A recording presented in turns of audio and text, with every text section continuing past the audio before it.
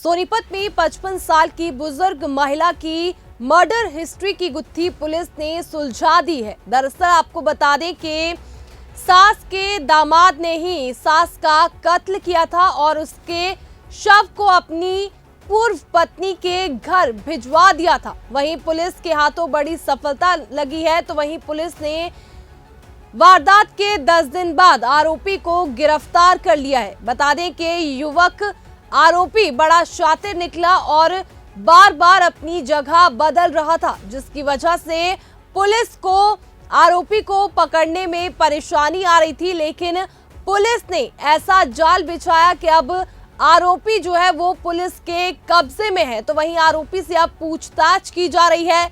आरोपी को कोर्ट में पेश किया जाएगा और उसे सजा दिलवाई जाएगी। आखिर क्या है 55 वर्षीय बुजुर्ग महिला की मर्डर मिस्ट्री, आइए आपको बताते हैं इस खास रिपोर्ट में। आप अपनी स्क्रीन पर इस शख्स को गौर से देखिए। ये शख्स बिहार का रहने वाला नानू राम है और हाल में सोनीपत के विकास नगर में रह रहा था।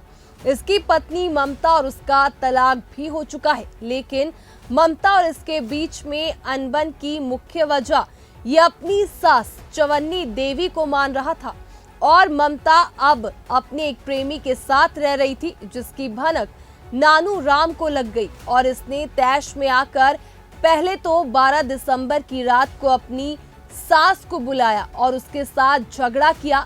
लेकिन वो यही नहीं रुका, उसने रात को अपनी सास को बाइक पर बिठाया, अपनी सास को सेक्टर 3 की ऑटो मार्केट में ले जाकर उसकी गर्दन पर तेज धार हथियार से वार कर दिया और उसे बेरहमी से मौत के घाट उतार दिया और फिर उसकी गर्दन को काटकर अपनी पत्नी के प्रेमी को सौंपकर फरार हो गया।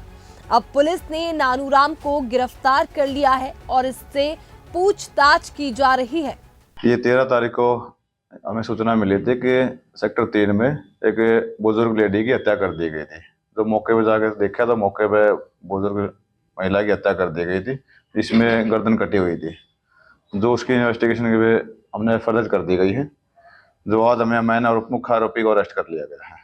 तो ये आरोपी जो है कहाँ का रहने वाला है, क्या इसका संबंध है इस महिला के साथ, और इसकी जो सिर है वो नहीं मिला था और जिसके पास सिर छोड़ा था उससे क्या रिश्ता इसका?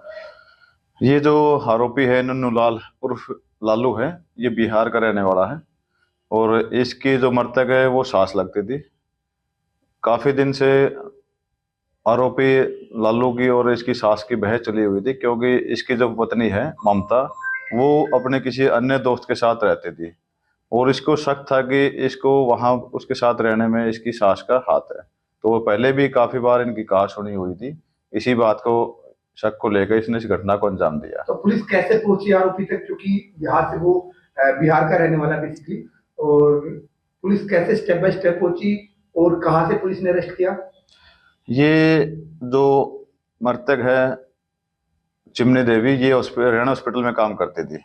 इसकी हमने ये 12 तारीख को शाम को वहां से निकली है, साफ सफाई काम करती थी। इसकी हमने वहां से फुटेज चेक की गई, फुटेज के आधार पर इसको पहचाना गया। ये खुद इसको बाइक पे ले जाते हुए दिखाई दिया था।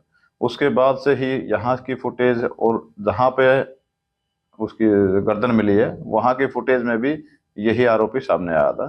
सर कहाँ ये ठिकाने बदलता रहा है, खास तौर पर ये अलग अलग जगह पे ठिकाने बदलता रहा है। यहाँ से बिहार भी गया है, बिहार में मैंने ठिकानों पे गया है।